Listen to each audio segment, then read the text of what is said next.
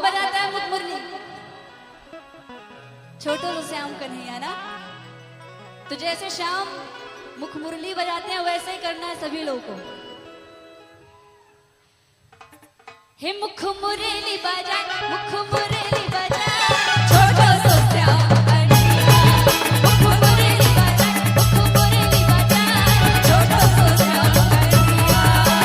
छोटो तो श्याम कन्हैया, छोटो तो श्याम कन्हैया। छोटो तो श्याम कन्हैया, छोटो तो श्याम कन्हैया। काली रह जाए यमुना रह जाए, छोटो तो श्याम कन्हैया। काली रह जाए यमुना रह जाए, छोटो तो श्याम कन्हैया।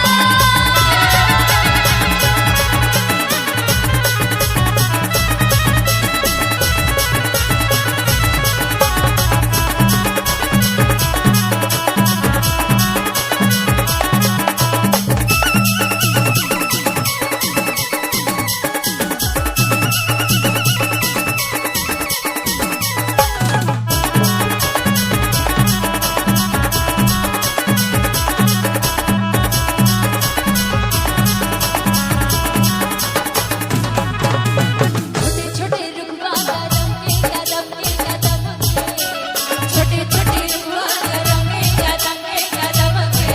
भैया भैया भैया भैया भैया भैया लह तेरे भैया लह तेरे ऊपर में बैठे गरे। भैया लह तेरे भैया लह तेरे ऊपर में बैठे गरे। अरे छोटो तो श्याम कन्हैया, छोटो तो श्याम कन्हैया। छोटो तो श्याम कन्हैया, छोटो तो श्याम कन्हैया।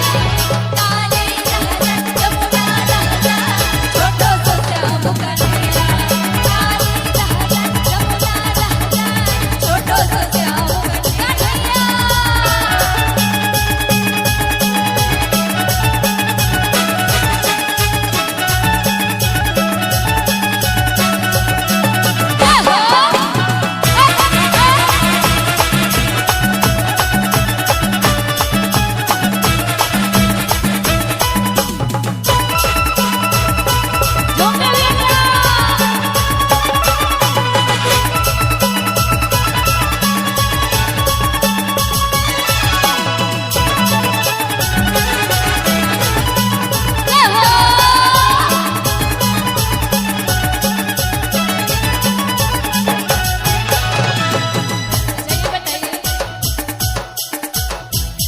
आप लोगों को खड़े होने के लिए कहा गया है कि झूमने के लिए कहा गया है?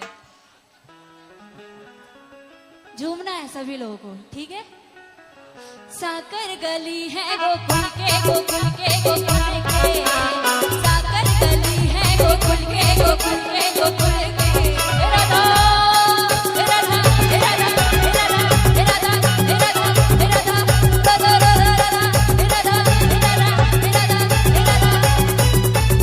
राधा राधा।